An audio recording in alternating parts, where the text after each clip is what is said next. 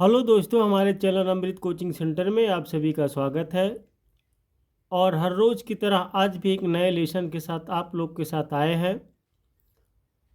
The man who give India wings, class 8 English, lesson 14, question और answer. आप लोग जानते हैं बहुत अच्छी तरीके से कि इंडिया को विंग मतलब होता है पंख। किसने दिया? तो उन्हीं के बारे में जो पूछे गए प्रश्न है उसी का उत्तर के बारे में आज हम लोग सीखेंगे, बहुत ही आसान तरीके से, और ढेर सारी जानकारी भी हासिल करेंगे। और कई तरह के प्रश्न इसमें पूछे गए हैं। कुछ प्रश्न के उत्तर देना है, कुछ आपको सही या गलत का चिन्ह लगाना है, कुछ चुनना है, सही पर टिक लगाइए। और कुछ डायरेक्ट और इनडायरेक्ट स्पीच भी इसमें दिया गया है। तो डायरेक्ट और इनडायरेक्ट स्पीच किस प्रकार से आप लोगों को करना है उसके बारे में भी जानकारी हासिल करेंगे। तो वीडियो को अंत तक जरूर देखिएगा, पसंद आए तो लाइक कीजिए, और कोई भी असुविधा आप लोगों को होती है तो कमेंट बॉक्स में ज़रूर लिख कर भेजिएगा। और कमेंट बॉक्स में लिखने के बाद थोड़ा सा समय भी दीजिएगा ताकि उसका सलूशन निकालने में जो भी समय लगता है हमारे पास पर्याप्त हो और आपका समस्या का समाधान कर सके। आंसर द फॉलोइंग क्वेश्चंस, निम्नलिखित प्रश्नों के उत्तर दीजिए। तो यहाँ पे पहला क्वेश्चन पूछा गया है, what was the name of JRD's parents and which country did they belong to. यानी JRD के माता पिता का नाम क्या था और वे किस देश के निवासी थे। तो what was the name of JRD's parents, JRD के माता पिता का नाम क्या था, and which country did they belong to, और वे किस देश के निवासी थे। तो आंसर है JRD's फादर रतन जी टाटा भाई, दादा भाई Tata was an Indian Parsi. JRD के पिता रतन जी दादा भाई टाटा एक भारतीय पारसी थे। And his mother Suzanne Briere was an French, और उनकी माँ सुजैन बियरे एक फ्रांसीसी थी। तो इस प्रकार से JRD माता पिता के बारे में भी जानकारी लिए आप लोग, और वे कहाँ रहते थे, कहाँ के रहने वाले थे, इसके बारे में भी जानकारी हासिल किए। तो और आगे चलते हैं। क्वेश्चन नंबर बी पूछा गया है, name the aviation service set up by JRD द्वारा स्थापित विमान सेवा का नाम बताइए। यानी name the aviation service set up by JRD, तो JRD द्वारा स्थापित विमानन सेवा का नाम बताइए। तो आंसर है टाटा एविएशन सर्विस, यानी इसका उन्होंने स्थापित किया था। क्वेश्चन नंबर सी है, why did he not have a college degree, उनके पास कॉलेज की डिग्री क्यों नहीं थी। तो आंसर है when he was preparing for admission in Cambridge university, जब वे कैम्ब्रिज विश्वविद्यालय में प्रवेश की तैयारी कर रहे थे। His father asked him to return to Bombay, तो उनके पिता ने उन्हें बम्बई लौटने के लिए कहा। जब ये यूनिवर्सिटी कैम्ब्रिज यूनिवर्सिटी में एडमिशन लेने के लिए तैयारी कर रहे थे तो उनके पिता उन्हें बॉम्बे वापस आने के लिए कहा। His father did not consider a college degree necessary to succeed in life, उनके पिता जीवन में सफल होने के लिए कॉलेज की डिग्री को आवश्यक नहीं मानते थे, इसीलिए जो है वे कोई डिग्री हासिल नहीं कर पाए। क्वेश्चन नंबर डी पूछा गया है, who became the director of Tata boards after Ratan ji's death, Ratan ji की मृत्यु के बाद टाटा बोर्ड की निदेशक कौन बने।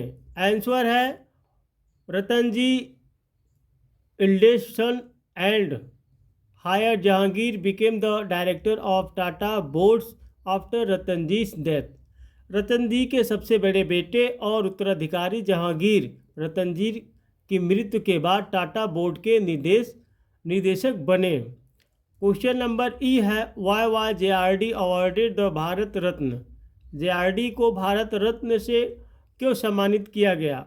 आंसर है JRD was not only an excellent aviator, यानी जेआरडी न केवल एक उत्कृष्ट विमान चालक थे but also a philanthropist, educationalist, sportsman, poet and sculptor.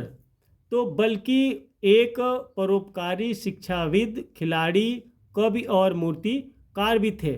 तो यहाँ पे स्पोर्ट्समैन दिया गया है, इसका मतलब खिलाड़ी होता है, पोएट मतलब कवि होता है, और स्कल्पटर मूर्तिकार होता है, और एजुकेशनलिस्ट होता है, शिक्षावादी होता है,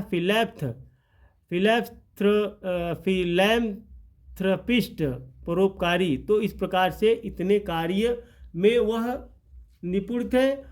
for his achievements India government awarded him the Bharat Ratna. उनकी उपलब्धियों के लिए भारत सरकार ने उन्हें भारत रत्न से सम्मानित किया। इतनी ढेर सारी कलाएं उनके अंदर थी, इसलिए भारत सरकार ने उन्हें भारत रत्न से सम्मानित किया। क्वेश्चन नंबर एफ है, what was JRD last public statement? JRD का आखिरी सार्वजनिक बयान क्या था? आंसर है JRD last public statement was an appeal to Indians to maintain peace. JRD का अंतिम सार्वजनिक बयान भारतीयों से शांति बनाए रखने की अपील थी। उनकी आखिरी इच्छा यही थी कि भारतीय जो भी भारत देश में रहने वाले हैं सभी नागरिकों को शांति बनाए रखना चाहिए, एक दूसरे से मिलजुल कर रहना चाहिए। क्वेश्चन नंबर जी है, what different areas did JRD excel in? JRD ने किन विभिन्न क्षेत्रों में उत्कृष्टता हासिल की?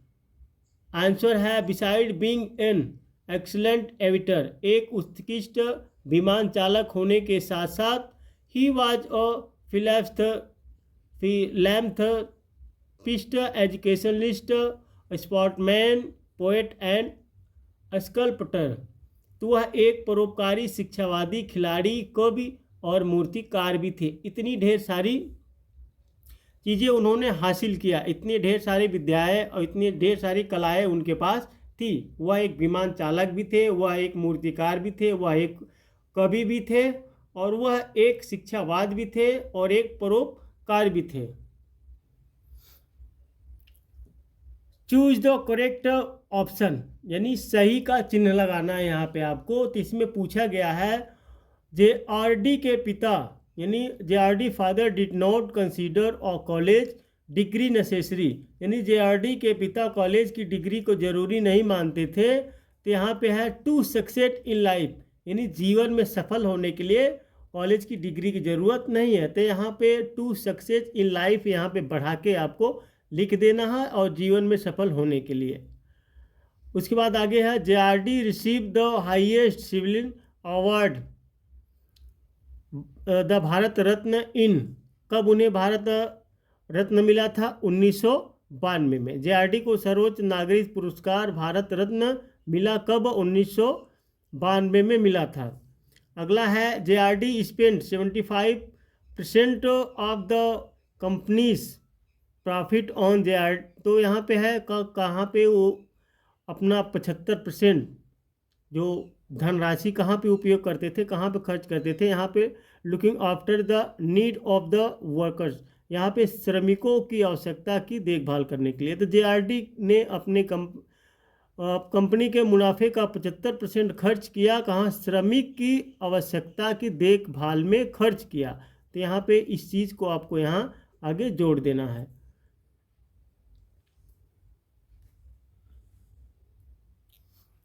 वर्ड पावर यानी शब्द शक्ति यहाँ पे दिया गया। Was the words given in column A with their meanings in column B, यानी उन शब्दों को देखिए जो कॉलम ए में है और उनके साथ जोड़िए जिसकी मीनिंग बी में है। कॉलम बी में उसकी मीनिंग है और इसके साथ इसको मिलाना है। तो यहाँ पे देखिए इस प्रकार से आपके बुक में दिया होगा, तो और उसको एक सही लाइन से मिलाना है। अब देखिए यहाँ पे है स्कल्पटर, कहाँ पे दिया गया है? यहाँ पे दिया गया, लेकिन मिलेगा यहाँ पे।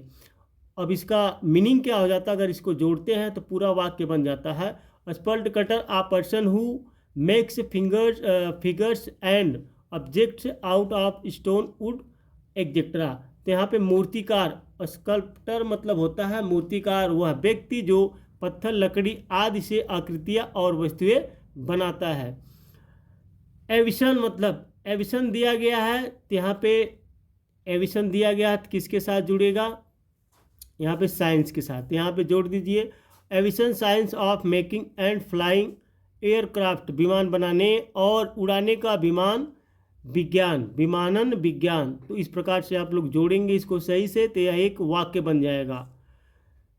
Philanthropist a person who makes figures and objects out of stone wood etcetera. तो परोपकारी वह व्यक्ति जो पत्थर, लकड़ी आदि से आकृत और वस्तुएं बनाता है। तो अवार्ड के साथ प्राइज जोड़िए। अवार्ड मतलब होता है पुरस्कार, प्राइज का मतलब भी पुरस्कार होता है। और यहाँ पे अनसेक्टर्स फॉर फादर, तो पूर्वज होते हैं जो हमारे पहले के पूर्वज होते हैं उनके बारे में। लैंग्वेज प्रैक्टिस, यहाँ पे जो है आप लोगों को भरना है, fill in the blanks with a suitable preposition from the box. Box से उपयुक्त पूर्वसर्ग के साथ रिक्त स्थान भरे। अब यहाँ पे क्या दिया गया है, from, to, in, into, on, ये प्रपोजिशन को आप लोगों को भरना है। जैसे यहाँ पे खाली दिया होगा आप लोगों को, जहाँ जहाँ पे भराया गया तो हम भर दिए, तो आप लोग भी इस प्रकार से भर लीजिएगा। He was born in Paris on July 29, 1904। तो यहाँ पे दिया गया उनका जन्म 29 जुलाई 1904 को पेरिस में हुआ था। He was recruited into the French army, उन्हें फ्रांसीसी सेना में भर्ती किया गया था। He was sent to England, England, उन्हें इंग्लैंड भेज दिया गया। He received the Bharat Ratna award in 1992 from the Indian government, उन्हें 1992 में भारत सरकार से भारत रत्न पुरस्कार मिला। इस प्रकार से आप लोग को भर देना है प्रपोजिशन, जगह जगह जहाँ पे खाली रहेगा वहाँ पे भरना है।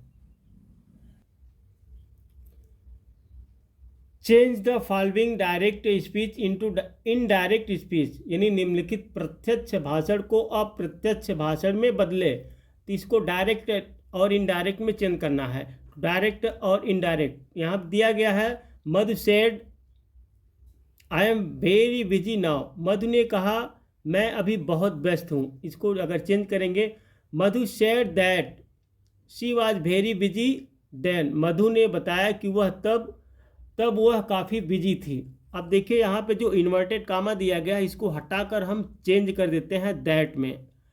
अब यहाँ पे आई को चेंज करते हैं इससे, तो क्या हो जाएगा सी, और इसको चेंज कर देते हैं वाज, कॉन्टिन्यूअस में चेंज करेंगे तो यहाँ पे आ जाएगा वाज, उसके बाद वेरी। अब यहाँ पे नाउ को देन में चेंज कर देते हैं। तो इन स्पीच को आपको पढ़ना पड़ेगा, हमारे प्ले लिस्ट में आपको मिल जाएगा, डायरेक्ट और इनडायरेक्ट, जाकर उसको आप पढ़ लेंगे तो काफ़ी समझ में आ जाएगा। He said I go to school every day, उन्होंने कहा मैं रोज़ स्कूल जाता हूँ। He said that he goes to school every day, उन्होंने बताया कि वह रोज़ स्कूल जाते हैं। तो कोई भी प्रेजेंट इंडेफिनिट का हो, फ्यूचर इंडेफिनिट का टेंस, उसे नहीं बदला जा सकता, वह नहीं बदलता है, वह अपने ही रूप में रहता है, केवल इसमें सब्जेक्ट बदल जाता है, बाकी हेल्पिंग वर्ब जो होता है टेंस वही रहता है। Ram said Anand is a good boy, Ram ने कहा आनंद एक अच्छा लड़का है। Ram said that Anand was a good boy, Ram ने कहा कि आनंद एक अच्छा लड़का था। The girl said I like singing, लड़की ने कहा मुझे गाना पसंद है। The girl said that she liked singing, लड़की ने बताया कि उसे गाना पसंद है। तो इस प्रकार से आप लोग इस लेसन का पूरा क्वेश्चन और आंसर के बारे में जानकारी हासिल की। तो उम्मीद करते हैं यह इस लेसन का क्वेश्चन आपको बहुत ही आसान तरीके से समझ में आया होगा। तो वीडियो को अंत तक जरूर देखते रहिए और लाइक करते रहिए और आगे अपने दोस्तों तक भेजते रहिए।